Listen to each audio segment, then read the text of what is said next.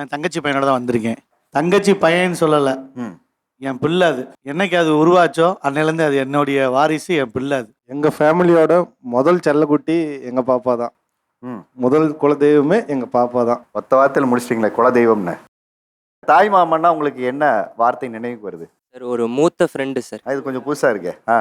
இந்த மாமா பார்த்தீங்கன்னா ரெண்டு மாதிரி பேசலாம், பேசும்போது நேரம் போகிறது தெரியாது. வந்தோம் சார், திருச்சியிலேருந்து சென்னை வரைக்கும் வந்தோம். ஒரு 4 மணி நேரம் ஜேர்னி சார். இது வரைக்கும் எங்கள் மாமா கிட்ட நான் பேசுறதுக்கு வாய்ப்பு கிடைக்கல. இப்போ கிடைச்ச வாய்ப்பை நான் நல்லா யூஸ் பண்ணிக்கிறேன்னு நினைக்கிறேன். இப்போ மாமாவோட எனக்கு நல்ல க்ளோஸான ஒரு பந்தம் இருக்குது சார். இல்லை, அவர்கிட்ட எதை இன்னும் சொல்லலைங்கிற ஒரு ஏக்கம் இருக்குது. எந்த விஷயத்த அவர்கிட்ட சொல்லலைங்கிற ஏக்கம் இருக்குது? அவர் கூட நிறையா இன்னும் டைம் ஸ்பெண்ட் பண்ணும்போது நல்லா பேசியிருக்கலாம், ஜாலியாக விளையாடி இருக்கலாம். சின்ன வயசு முடிஞ்சிருச்சு சார். அப்பா அம்மாவுக்கு அடுத்த உசுருண்டா நம்ம மாமா, தாய் மாமா தான் சார். என்ன பஞ்சாயத்து வந்தாலும் கடைசி வரைக்கும் கூட இருக்கிற ஒரே மனுஷன் தாய் மாமா தான். என்ன அவர் கல்யாணம் ஆகி 12 வருஷம் ஆகி இன்னும் குழந்தை இல்லை. அது சொந்தக்காரங்கெல்லாம் சொல்லி காட்டுவாங்க. அவங்க முன்னாடியே சொல்லி அடித்து சொன்னேன், மாமா உன் மகன் நான் இருக்கேன், உன் மகன் எங்கள் அக்கா இருக்கா, இதுக்கு மேலே உனக்கு என்ன மாமா, அவன் கிடக்காய மாமா, என் உசுரே நீ இருக்க போகும்போது மற்றவனை உன்னை பேச விட்டுருவா மாமா. உலகமே அடுத்து அவர் தானே சார். எனக்கு அப்பா வந்து மனநிலை பாதிக்கப்பட்டவங்க. அம்மா வந்து எனக்கு ஒரு 7 வயசு இருக்கும்போது இன்னொரு கல்யாணம் பண்ணிக்கிட்டாங்க. இப்போ வரையும் மாமா வீட்டில் தான் இருக்கேன் நான். நிறைய பேர் ஏன் இங்கே வச்சிருக்கா, அவங்க அம்மாட்ட அமுச்சு விட்ரு, அதான் இன்னொரு கல்யாணம் பண்ணிக்கிச்சு இல்லை, அவங்க அப்பாட்ட அமுச்சு விட்ரு அப்பெல்லாம் சொல்லுவாங்க. எங்கள் மாமா அது என் தங்கச்சி பிள்ளை இருக்கட்டும், ஏன் அதுக்கு இல்லாத உரிமை யாருக்குமே கிடையாது, அது இருக்கட்டும் அப்படின்னு அவங்க பிள்ளைங்க கூட அது வீட்டில் இருந்தது இல்லை சார். நான் தான் சார் இருப்பேன். அந்த வீடு ஃபுல்லாக என் ஃபோட்டோ தான் இருக்கும். மாமா வீடுங்கிற ஃபீலே எங்கள் மாமா எனக்கு கொடுத்ததே இல்லை சார். எனக்கு கிடைச்ச டைமண்ட் தான் சார் சொல்லுவேன் நான்.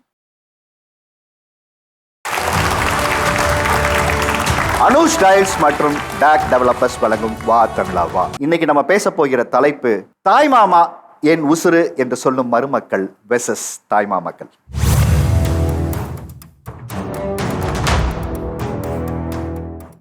தாய் மாமா அப்படின்னா உங்களுக்கு எந்த வார்த்தை உங்களுக்கு ஞாபகத்துக்கு வருது? எனக்கு அம்மாவும் இல்லை அப்பாவும் இல்லை, எல்லாத்தையுமே எங்கள் மாமா தான் இன்ன வரையுமே ஃபுல்ஃபில் பண்ணுறாங்க. என்னோட டைமண்ட் சார் என்னோட தாய் மாமா. அழகு. தாய் மாமாண்டாலே ஆலமரம் சார். அதுல இருக்க விழுதுகள் மாதிரி அக்கா, தங்கச்சி, அவங்களோட குழந்தைகள் எல்லாருமே. ஓகே, வேற? இன்னொரு அப்பா. ஒரே வார்த்தையில முடிச்சிட்டியாப்பா, அழகா. எனக்கு எங்க மாமா வந்து ஒரு ஸ்ட்ரெஸ் பஸ்டர் சார். அவர்கிட்ட பேசினா போதும், ஃபுல் ஹாப்பி. மாமா அப்படின்னாலே அம்மா சார். மலை ஏறினாலும் மாமா தேவைன்னு சொல்லுவாங்க. ஆனா மலையை போல இருக்கிறதே நம்ம மாமா தான் சார். அடடா. அவங்கள கட்டியா பிடிச்சுக்கிட்டாலே நம்ம எங்கேயோ போயிடுவோம் சார். அம்மா சொந்தத்தில் இருக்கிற ஒரு மிகப்பெரிய நம்பிக்கை தாய் மாமான்னு சொல்லுவோம். ஃபேமிலியோட முதுகெலும்பு அப்படின்னு சொன்னாலே எங்க மாமா தான். குடும்பத்தின் முதுகெலும்பே உங்க தாய் மாமா தான். ஆமா சார். என்னோட தாய் மாமா என்னோட சப்போர்ட்டர் சார். தாய் என்ற ஒரு அடைமொழியை கொண்ட ஒரே ஒரு ஆண்பால் உறவுனா அது தாய்மாமன் உறவு தான். அதனால தாய்மாமன்னா தாயுமானவன். இப்போ எங்களுக்கு வந்து தொட்டிலிடுதல் ஆரம்பிச்சு காது குத்துதல், பூப்பு சடங்கு செய்தல், திருமணம் ஆகும்போது எங்களுக்கு பட்டம் கட்டும் வரை அவங்களுடைய வந்து உரிமை கடமை ரெண்டுமே இருக்கு. தாய் மாமான்றது வந்து ஒரு கௌரவம் சார். ஒரு வீட்டில் கல்யாணம் பண்ணி போகிறோம் அப்படின்னாலே நம்ம அந்த வீட்டில் கௌரவமாக இருக்கிறதுக்கு அந்த தாய் மாமான்ற உறவு வந்து ரொம்ப முக்கியமாக இருக்குது. அதில் எனக்கு ரொம்ப ஸ்பெஷல்னா என்னோட ஹஸ்பண்ட். என் ஹஸ்பண்ட் எனக்கு தாய் மாமா தான். உங்களுக்கு எத்தனை மருமக்கள்? எனக்கு 4 அக்காங்க சார். எல்லா அக்காக்கும் 2 பொண்ணு இருக்காங்க சார். இத்தனை பேர்ல எதுக்கு இவங்களை மட்டும் நீங்க தேர்வு பண்ணீங்க? ஏன்னா இவங்க பெரிய பொண்ணு என்னோட செட்டு இவங்க. அதனால ஓகே. இதுக்கப்புறம் வந்தவங்கலாம் நான் பார்த்து பிறந்தவங்க. சார் நானும் தாய் மாமா தான் சார். நீங்களும் தாய் மாமா தான் கல்யாணம் பண்ணிருக்கீங்க. கூட பிறந்தது வந்து 2 அக்கா சார். 2 அக்காவுக்கு வந்து மூத்த அக்காவுக்கு 2 பொம்பளை பிள்ளை, இளைய அக்காவுக்கு 3 பொம்பளை பிள்ளை, மொத்தம் 5 பிள்ளைங்க. இந்த மூத்த அக்காவுக்கு வந்து 2 பிள்ளையில வந்து இது 2வது பொண்ணத்தை நான் கல்யாணம் பண்ணியிருக்கேன் தாய் மாமன்ற முறையில். கல்யாணம் பண்ணியில் அந்த பொண்ணுக்கு 18-19 வயசு இருக்கான். சைக்கிள் ஓட்டி பழகி கொடுத்தேன், 2 வீலர் ஓட்டி பழகி கொடுத்தேன், இன்னைக்கு கார் முதற்கொண்டு ஓட்டி பழகி கொடுத்துருக்கேன். நான் இன்னைக்கு இருக்கேன்னா அதுக்கு முழு காரணமே வந்து என்னுடைய ஒய்ஃபு, அக்கா மகன் சார். சொல்லுங்க, தாய் மாமன்னா உங்களுக்கு என்ன வார்த்தை நினைவுக்கு வருது? சார் ஒரு மூத்த ஃப்ரெண்டு சார். இது கொஞ்சம் புதுசா இருக்கே. இந்த மாமா பார்த்தீங்கன்னா ரெண்டு மாதிரி பேசலாம், பேசும்போது நேரம் போகிறது தெரியாது. வந்தோம் சார், திருச்சியிலேருந்து சென்னை வரைக்கும் வந்தோம். ஒரு 4 மணி நேரம் ஜேர்னி சார். இது வரைக்கும் எங்கள் மாமா கிட்ட நான் பேசுறதுக்கு வாய்ப்பு கிடைக்கல. இப்போ கிடைச்ச வாய்ப்பை நான் நல்லா யூஸ் பண்ணிக்கிறேன்னு நினைக்கிறேன். இப்போ மாமாவோட எனக்கு நல்ல க்ளோஸான ஒரு பந்தம் இருக்குது சார். இல்லை, அவர்கிட்ட எதை இன்னும் சொல்லலைங்கிற ஒரு ஏக்கம் இருக்குது. எந்த விஷயத்த அவர்கிட்ட சொல்லலைங்கிற ஏக்கம் இருக்குது? அவர் கூட நிறையா இன்னும் டைம் ஸ்பெண்ட் பண்ணும்போது நல்லா பேசியிருக்கலாம், ஜாலியாக விளையாடி இருக்கலாம். சின்ன வயசு முடிஞ்சிருச்சு சார். வயசாயிடுச்சு, 20 வயசு ஆயிடுச்சு. இதுக்கு மேலே அவர் கூட போய் விளையாட முடியாது சார். பட் ஆனால் இது மேலேயாச்சும் அவர் என்னைய பற்றியும் நான் அவரை பற்றியும் தெரிஞ்சுக்க நேரம் வந்துருச்சு அப்படின்னு நினைக்கிறேன் சார். இப்போ இவ்வளோ பேர் சொன்னாங்கல்ல, அது எல்லாமே சேர்ந்தது தான் எங்கள் மாமா. ஒரு அம்மாவுக்கு நிகராக இருக்கிறது தான் எங்கள் மாமா. ஆரம்ப காலத்தில் எனக்கு வில்லனாக இருந்தார், இப்போது ஹீரோவாக இருக்கார். மொத்தத்தில் எங்கள் மாமா தான் எனக்கு ஹீரோ சார்.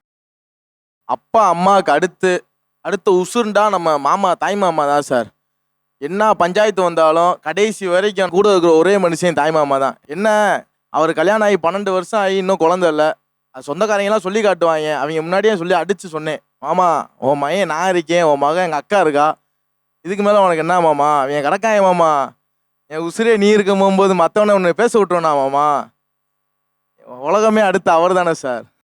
தாய் மாமா அப்படின்னா என்ன நினைவுக்கு வருதுன்னா ஒரு வார்த்தையில் உங்களை அழகாக அடையாளப்படுத்துனாங்க. இதெல்லாம் எனக்கு ஞாபகம் வருதுங்கம்மா. அதே மாதிரி உங்களுடைய மருமக்கள் அப்படின்னு உங்கள்கிட்ட கேட்கும்போது உங்களுக்கு என்ன மாதிரியான வார்த்தைகள் நினைவுக்கு வருது? நான் சொல்ல வேண்டியதை அவரே சொல்லிட்டார் சார். எனக்கு குழந்தை இல்லாத அவங்க தான் தீர்த்துக்கிட்டு இருக்காங்க. என்னோட மூத்த பிள்ளை இவங்க தான். என் பிள்ளை தாண்டா அவன் அப்படி ஒரு ஃபீல் இருக்குல்ல, அது எந்த தருணம் அது? வீட்டில் ஒரு ஃபங்க்ஷன் நடக்கும்போது அவர் சொன்ன மாதிரி அந்த சொந்த பந்தங்கள்லாம் நம்மளை ஒரு மாதிரி பேச ஆரம்பிப்பாங்கல்ல சார். அப்போ அவராக முன்னிட்டு நம்மளை சொன்ன ஒரு வார்த்தை, நான் பிள்ளையாக இருக்கும்போது நீங்கள் ஏன் கவலைப்படுறீங்க, அந்த இடத்துல தான் சார் ஃபீல் ஆச்சு. மருமக்களை பற்றி சொல்லுங்கன்னா உங்களுக்கு என்ன ஞாபகத்துக்கு வருது? என் தங்கச்சி பையனோட தான் வந்திருக்கேன். தங்கச்சி பையன்னு சொல்லலை, என் பிள்ளை. அது என்னைக்கு அது உருவாச்சோ அன்னையிலேருந்து அது என்னுடைய வாரிசு, என் பிள்ளை. அது எங்கள் ஃபேமிலியோட முதல் செல்லக்குட்டி எங்கள் பாப்பா தான். முதல் குலதெய்வமே எங்கள் பாப்பா தான். ஒத்த வார்த்தையில் முடிச்சிட்டிங்களே குலதெய்வம்னு. எனக்கு ஒரு பொண்ணு இருக்குது, மூத்த பொண்ணு அவள் தான். தங்கச்சி மகன் சொன்னால் என் பிள்ளை மாதிரி தான் அது. என் தங்கச்சிக்கு 3 பிள்ளைங்க, இன்னொரு தங்கச்சிக்கு 2 பிள்ளைங்க, அக்கா ஒன்று இருக்குது, அக்காவுக்கு 4 பிள்ளைங்க. எல்லாருக்குமே தாய் மாமன் ஒருத்தன். எல்லா நிகழ்ச்சியும் நான் தான் முதல். கல்யாணம் பண்ணத்துலேருந்து வீடு கட்டுறதுலேருந்து அவங்களுக்கு படிப்புலேருந்து எல்லா ப்ரோக்ராமுக்கும் நான் தான். என் தங்கச்சி பிள்ளைங்கள நான் என் பிள்ளைங்க மாதிரியே நான் பார்த்துட்டேன். எனக்கு அம்மா இல்லை, அம்மாவுக்கு அடுத்தபடி இவங்கள தான் நான் பார்க்குறேன். ரொம்ப பாசமாக இருப்பாங்க. சின்ன வயசில் நான் பார்த்துட்டு இருந்தேன், இப்போது என்ன அவங்க பார்த்துக்கிற மாதிரி இருக்கு. ஸ்ட்ரெஸ் பஸ்டர் நீங்கள் தானே? எனக்கு அவங்க ஸ்ட்ரெஸ் பஸ்டர் சார். நான் ரொம்ப ப்ரெஷராக இருக்கும்போது ரொம்ப அட்வைஸ் பண்ணுவாங்க, இப்படி பண்ணுங்க அப்படின்ட்டு. அப்போ கொஞ்சம் தெளிவாகும். இப்போ வரும்போது கூட வீட்டில் சில பிரச்சனை ஆச்சு இங்கே வரத்துக்கு. ஸோ இங்கே வந்துட்டு பிறகு சொல்கிறாங்க, நீங்கள் இப்படி ஹேண்டில் பண்ணியிருக்கலாம் அம்மா, இப்படி ஹேண்டில் பண்ணியிருந்தா சால்வ் ஆயிருக்குமே, பிரச்சனை இல்லாமல் நம்ம இங்கே வந்திருக்கலாமே அப்படின்னு தோணுச்சு. அது எப்படி ஹேண்டில் பண்ணியிருந்தா? அது கொஞ்சம் பர்சனலாக இருக்கும் சார். வீட்டில் ஒய்ஃபோட வரும்போது சண்டை போட்டு வந்தேன் இங்கே வரத்துக்காண்டி. ஓகே. ஸோ அவங்கள ஹேண்டில் பண்ணுறது எனக்கு இவங்க சொல்லி தான் எனக்கே புரியுது. இவங்களையெல்லாம் பார்க்கும்போது எனக்கு பொறாமையாக இருக்குது. ஏன்னா நானும் ஒரு மாமன் தான். என் கூட பிறந்தவங்க 7 பேர் ஆம்பளை, 2 பேர் பொம்பளைங்க. ஆனால் இவங்க கூட ஒட்டி உறவாடக்கூடிய சந்தர்ப்பம் எனக்கு வாய்க்கலை. நான் இருந்தது கல்பாக்கத்தில் அணுமின் நிலையத்தில் ஒர்க் பண்ணிட்டு இருந்தேன். இவங்க இருந்தது மதுரை, இந்த பையன் இருக்கிறது ஈரோடு. இப்படி ஆளாளு ஊருக்கு ஒரு இடத்துல இருக்கிறதுனால நாம் ஒருத்தர் சந்தித்து பேசுகிறதே ஒரு பெரிய சிக்கலாக இருக்குது. இப்போ அவன் சொன்னான் இல்லையா, வரும்போது நாங்கள் 2 பேரும் ஒருத்தர் கலந்து பேசிக்கிட்டோம், ஒருத்தர் புரிஞ்சுக்கிட்டோம் சொல்லும்போது தான், அவன் சொல்லும்போது தான் தெரியுது அவன் எவ்வளவு அன்பு என் மேலே வச்சிருக்கான்றதை. அப்போ தான் நான் புரிஞ்சுக்கிட்டேன். நான் அப்போ எனக்கு ரொம்ப வெக்கமாக இருக்குது. இவ்வளவு பாசமாக, இவ்வளவு பண்பாக, நம்மளை எதிர்பார்ப்போடு இவங்க இருந்திருக்கிறாங்க. ஆனால் இவன் அவங்க அம்மா மாதிரி சார். அவங்க அம்மாவும் அப்படி தான். என் தங்கச்சி, சின்ன தங்கச்சி எதுவுமே வாயை திறந்து கேட்காது. என்ன செஞ்சாலும் சரினேன்றோம். இவன் அதுக்கு மேலே எதுவுமே கேட்க மாட்டான். இப்போ காலையில் கூட்டி போய் மாலில் கூட்டி போயிட்டு வேணும்ன்றதை வாங்கிக்கடானே, இல்லை மாமா வேணாம் மாமா, நான் எல்லாத்தையும் ஈரோட்டில் வாங்கிக்கிறேன் மாமா. அப்போ நமக்கு ஒரு கில்ட்டி ஃபீலிங் வருது. ஏன்னா நம்ம ஒரு தாய்மாமனாக இருந்து என்ன பிரயோஜனம் சார்? இந்த தாய்மாமன்றது இன்றைக்கி ஒரு பெரிய அரிய வாய்ப்பு சார். இன்னைக்கு நிறைய பேருக்கு அந்த வாய்ப்பு கிடைக்கல. வீட்டில் ஒரு ஆம்பளை பிள்ளை தான் இருக்கிறான், இல்லை ஒரு பொம்பளை பிள்ளை தான் இருக்கிறான் போது மாமன் கிடையாது, அத்தை கிடையாது, மாமியார் கிடையாது, சித்தப்பா கிடையாது, சித்தி கிடையாது, யாருமே கிடையாது. இந்த உறவுகள்லாம் அத்து போயிட்டு இருக்கு. எனக்கு தெரிஞ்சு இந்த ஜென்ரேஷன் தான் தாய்மான்களை உடன் வைத்து கொண்டாடக்கூடிய ஒரு ஜென்ரேஷனாக இருக்குது. இதற்கு போகிற எதிர்காலங்களில் பார்த்தீங்கன்னா அந்த பாக்கியம் எத்தனை பேருக்கு கிடைக்குன்னு தெரியல. மருமகள் அப்படின்னா உங்களுக்கு என்ன ஞாபகத்துக்கு வருது? என்னோட பொண்ணை மாதிரி இன்னொரு பொண்ணு. அப்பா அம்மா பிரிஞ்சுட்டாங்க. வீட்டில் நம்ம வீட்டில் தான் வளர்ந்தாங்க. காலேஜ் வரைக்கும் படிச்சுட்டு இப்போ சென்னைக்கு ஒர்க் பண்ண வந்துருக்கு. அதுக்கு என்ன தேவையோ எல்லாத்தையும் நான் பூர்த்தி பண்ணி தருவேன். எனக்கு அப்பா மனநிலை பாதிக்கப்பட்டவங்க. அம்மா எனக்கு ஒரு 7 வயசு இருக்கும்போது இன்னொரு கல்யாணம் பண்ணிக்கிட்டாங்க. இப்போ வரையும் மாமா வீட்டில் தான் இருக்கேன் நான். நிறைய பேர் ஏன் இங்கே வச்சிருக்கா, அவங்க அம்மாட்ட அமுச்சு விட்ரு, அதான் இன்னொரு கல்யாணம் பண்ணிக்கிச்சு இல்லை, அவங்க அப்பாட்ட அமுச்சு விட்ரு அப்பெல்லாம் சொல்லுவாங்க. எங்கள் மாமா அது என் தங்கச்சி பிள்ளை இருக்கட்டும், ஏன் அதுக்கு இல்லாத உரிமை யாருக்குமே கிடையாது, அது இருக்கட்டும் அப்படின்னு அவங்க பிள்ளைங்க கூட அது வீட்டில் இருந்தது இல்லை சார். நான் தான் சார் இருப்பேன். அந்த வீடு ஃபுல்லாக என் ஃபோட்டோ தான் இருக்கும். மாமா வீடுங்கிற ஃபீலே எங்கள் மாமா எனக்கு கொடுத்ததே இல்லை சார். எனக்கு கிடைச்ச டைமண்ட் தான் சார் சொல்லுவேன் நான். குழந்தையா விட்டு போயிட்டாங்க. குழந்தையா? என்ன வயசு இருக்கு அவங்க? அது 1 வயசுல விட்டு போயிட்டாங்க. 1 வயசுல? ஆமாங்க. நான் ஃபர்ஸ்ட் அம்மா இன்ன வரைக்கும் கூப்பிட மாட்டேன். அதுக்கப்புறம் எனக்காவது தோணுச்சு, அப்பா நமக்கு சரியில்லைன்னு தானே அம்மா இன்னொரு லைஃப் போணுச்சு. அவரே நான் பார்த்துருக்கேன் சார், இன்ன வரையும் இருக்காரு. நான் ஒரு பிள்ளைனே தெரியாது. ஏன்னா போனாவே கல்லை விட்டு அடிப்பாங்க. மற்ற அப்பாவெல்லாம் பார்க்கும்போது பொறாமையாக இருக்கும் எனக்கு. எனக்கு மாதிரி இல்லைன்னு சொல்லிட்டு பொறாமையா இருக்கு சார் நிஜமாவே. சத்தியமா எங்க மாமா தான் அந்த தீத்தாங்க. ஒரு வயசு ஆகும்போது அம்மா உங்களை விட்டுட்டு போயிட்டாங்க. அதுக்கப்புறம் நீங்கள் அம்மாவை தேடி போனீங்களா இல்லை பார்க்கணுன்னு உங்களுக்கு தோணுச்சு? இருந்துச்சு சார். அம்மா எங்க ஒரு ஃபீல் இருந்துச்சு. அம்மா நைட்டியெல்லாம் வச்சுட்டு அழுவேன். நானும் அம்மாவும் கட்டி பிடிச்சி முத்த கொடுத்தா தூங்குவோம். அதெல்லாம் நினச்சி ஃபீல் பண்ணிருக்கேன். ஆனால் அம்மாச்சி அந்த ஃபீல் இல்லாமல் அப்புறம் போக போக பழகிடுச்சு சார். ஆனால் இப்போ அம்மா பேசுவாங்க. அதனால அம்மா நான் சொல்ல மாட்டேன். அப்பாவை சின்ன வயசுலேட்டு அப்பான்னு கூப்பிட்டதில்லை. நான் கூப்பிட்டதுன்னா மாமா மாமா மாமா மட்டும்தான். எல்லா பெண்களும் ஒரு கல்யாணம் பண்ணி போனா கூட பிள்ளை தன்னோட இருக்கணும்னு தான் விரும்புவாங்க. அம்மா விட்டுட்டு போக அம்மாவுக்கு மனசு எனக்கு வராது. பிடிக்கும் சார். அவங்க சைலண்ட் யோசிச்சு பார்த்தா அவங்க வயசு 20 வயசுலேயே தொலைச்சிட்டாங்க அவங்க லைஃப்பை ஃபுல்லாக.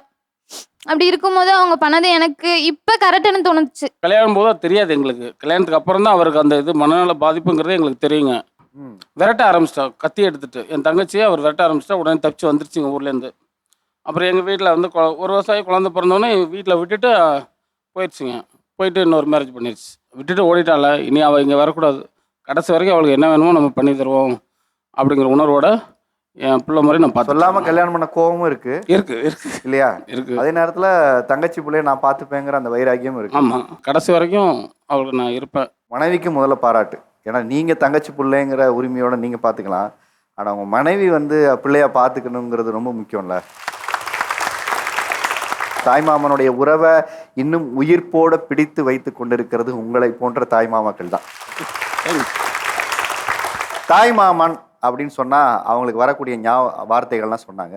மருமக்கள் அப்படின்னா என்ன வார்த்தைகள் ஞாபகம் வருது உங்களுக்கு? நாம் சொல்லுவதை தட்டாமல் செய்யக்கூடியவர்கள் அவங்க மட்டும்தான். அடா நம்ம பசங்க கூட சொல்கிறத கேட்க மாட்டாங்க. நம்மள்ட்ட உரிமையோட எதிர்த்து பேசுவாங்க. ஆனால் என்னோட தங்கச்சி பசங்க வந்து நான் சொன்னதை என்றைக்குமே அவங்க வந்து தட்டுறதே இல்லை.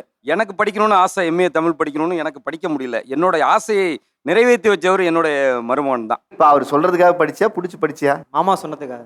மாமா சொன்னதுக்காக தான் படித்தேன். உனக்கு பிடிச்சி படிக்கல? இல்லை சார், அதுக்கப்புறம் பிடிச்சிச்சு. நான் அவங்க வீட்டுக்கு வந்து ஒரு 16 வருஷம் போல் இருக்கும் சார். அப்பா ஊரில் இல்லை சார். நான் கொஞ்சம் போர் ஃபேமிலி. அதனால் ஃபுல்லாக பார்த்துக்கிட்டது மாமா தான். 2 வீடு இருக்குது மாமாவுக்கு. ஒரு மாடி வீடு, பக்கத்தில் ஒரு ஷீட் வீடு. நாங்கள் படிக்கணும் அப்படின்ட்டு எங்களை விட்டுட்டு அவங்க தனியாக வாடகை வீட்டு போயிட்டாங்க. உண்மைதான். அதாவது வேற வழியே இல்லை. அவங்க வந்து அவங்களுடைய வீட்டிலேருந்து எங்கள் வீட்டுக்கு வரா மாதிரி ஒரு சூழ்நிலை வந்துருச்சு.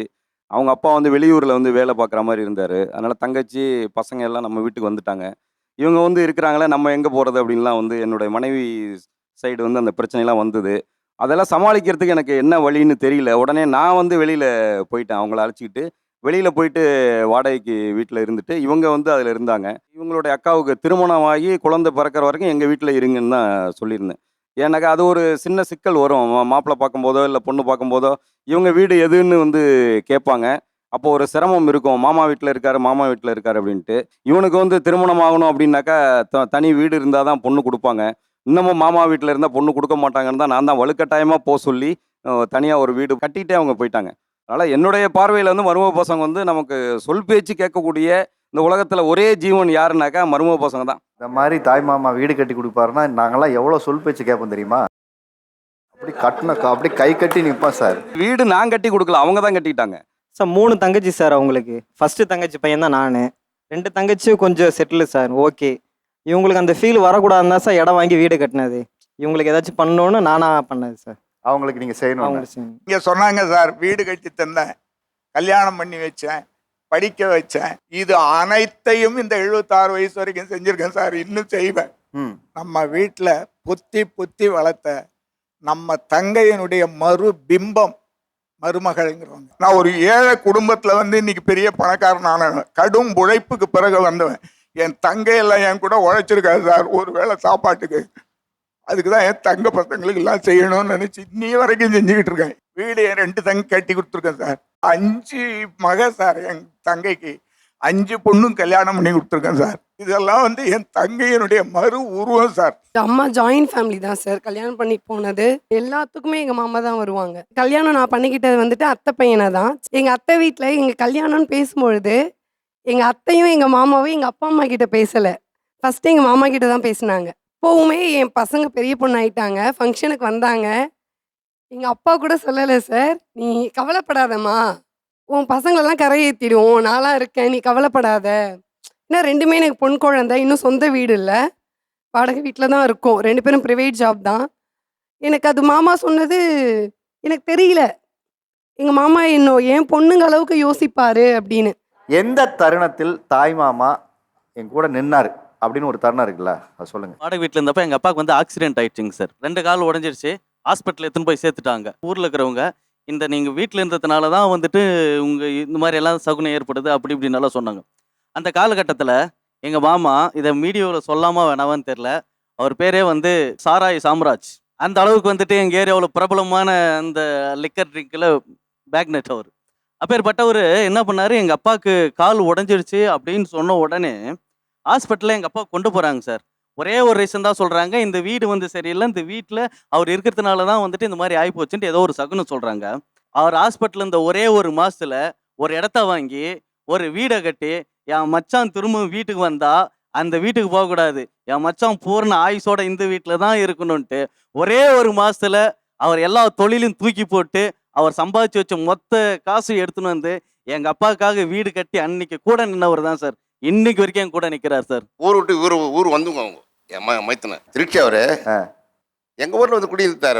அவர் பாதுகாக்க வேண்டிய கடமை யாருது எந்த உடனே வந்து ஒரு இடத்த வாங்கி ரிலீஸ் பண்ணி எவ்வளோ செலவாச்சு அதுக்கு? அதுக்கு எவ்வளோ ஆச்சு அந்த டைமில். என்ன 2 வீடாக கட்டி, ஒரு ஓடு வீடு ஒரு மஞ்சு வீடு கட்டி என் மைத்தனை இங்கே தான் வந்து குடியிருக்கணும். நாமளை விட்ட யார் இருக்கிறாங்க அந்த ஊரில்? 80 வயசு அவருக்கு. இந்த வயசுல கூட அவங்க தங்கச்சிங்களுக்கு என்ன வேணுன்றத கேட்டு தெரிஞ்சுமா என்னம்மா சாப்பிட்டேம்மான்னு கேட்பாரு. இல்லை அப்படின்னா என்னம்மா களிக்கலர் சொல்லட்டுமாமா அப்படின்னு கேட்குவார்.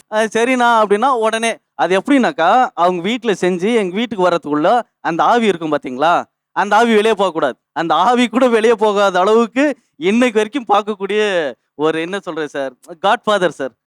இன்னைக்கு நான் ஒரு அக்ரிகல்ச்சர் காலேஜில் ப்ரொஃபஸராக இருக்கிறேன் அவருக்காக மட்டும்தான். என்ன தொழில் பண்ணுறாரு? இப்போ வந்துட்டு வேளாண்மை விவசாயம் பண்ணுறாரு சார். சாம்ராஜ் சார், இன்னைக்கு இயற்கை விவசாயத்தை பண்ணக்கூடிய ஒரு விவசாயியாக நீங்கள் இருக்கீங்க. ஏற்கனவே பண்ணிகிட்டு இருக்கிற ஒரு தொழிலை விட்டுட்டு இதை பண்ணீங்க இல்லையா, அதுக்கு ஏதாவது ஒரு காரணம் இருக்கும்ல? என் தங்கச்சி பிள்ளைங்களாம் எஜுகேட் ஆகிட்டாங்க. எங்கள் அக்கா பிள்ளைங்களும் ஒரு பையன் கிளர்க்கு, ஒரு பையன் வாத்தியார், எல்லாம் எஜுகேட் பிறப்பட அந்த தொழில் நமக்கு தேவையில்லை. ஊரில் அது வந்து கெட்ட தொழில்னு பேசுவாங்க. நான் இல்லாமைக்காக செஞ்ச அந்த தொழிலை உலகத்துக்கு என்ன பேச தெரியுமா, அட என்னடா வாழ்க்கை, சாராய் வித்தான் பிள்ளைல படிக்க போட்டான் அவன் தங்கச்சி பிள்ளைல, இது ஒரு வாழ்க்கையாடான்னு சொல்லுவான். கேன்சல் பண்ணிட்டு இப்போ இனிமையான வாழ்க்கை வாழ்ந்துருக்குறேன். அந்த 5 வருஷம் தொழில் செஞ்ச 5 வருஷத்துக்கு மேலே தொடவே இல்லை. ஒரு விவசாயத்தை வச்சுக்கலாம், ஆடு மாடு வச்சுக்கலாம், அதை வச்சுன்னு முன்னேறலாம், போதும் அது தொழில் வேணாம் அப்படின்னு சொல்லி விட்டுட்டுங்க. உங்களுக்கு மிகப்பெரிய என்னுடைய பாராட்டுகள் நான் சொல்லுகிறேன். ஸோ இந்த தருணத்தில் என் மாமா என் கூட இருந்தாருன்னா அது எந்த தருணம்? எனக்கு மொத்தம் 4 தாய்மாமா சார். ஒருத்தர் இறந்துட்டாங்க. எங்கள் அம்மா தான் பெரிய பொண்ணு, மாமாக்கு அடுத்ததா. எனக்கு ஒரு 12 இயர்ஸாக இருக்கும்போது அன்ஃபார்ச்சுனேட்லி எங்கள் அம்மா ஒரு ஆக்சிடெண்ட்டில் இறந்துட்டாங்க சார். அதுக்கப்புறம் லைஃபே அவ்வளோதான் அப்படின்னு சொல்லிட்டு இருக்கும்போது எங்கள் மாமா தான் சார் என் கூட வந்து நின்னாங்க. நான் இருக்கேன் அப்படின்னு கூட்டிகிட்டு போய் வச்சு படிக்க வச்சு எல்லாமே பண்ணாங்க சார். மேரேஜ் அப்போ கூட தாலி கட்டுற 5 நிமிஷத்துக்கு முன்னாடி எந்திரிச்சு போய் எங்கள் மாமாவை கட்டி பிடிச்சி அழுதேன் சார். எல்லாரும் கேட்டாங்க, பொண்ணுக்கு கல்யாணத்தில் விருப்பம் இல்லை போல, எந்திரிச்சு போயிடுச்சு அப்படின்னு. எனக்கு எங்கள் மாமாவை விட்டு போக மனசு இல்லை சார். ஏன்னா கல்யாணம் பண்ணி கொடுத்துட்டு நம்ம மாமா நம்ம கூட இருக்க மாட்டாங்களோ, அவங்க கடமை முடிஞ்சிருச்சுன்னு போயிடுவாங்களோ அப்படின்னு நினச்சேன் சார். அது ரொம்ப தப்பு சார். எனக்கு மேரேஜ் ஆகி 20 இயர்ஸ் ஆயிடுச்சு சார். எனக்கு 2 பசங்க சார். என் பசங்களுக்கு ஒரு நல்லது கெட்டதுனால எங்கள் மாமா தான் சார் வந்து நிற்கிறாங்க.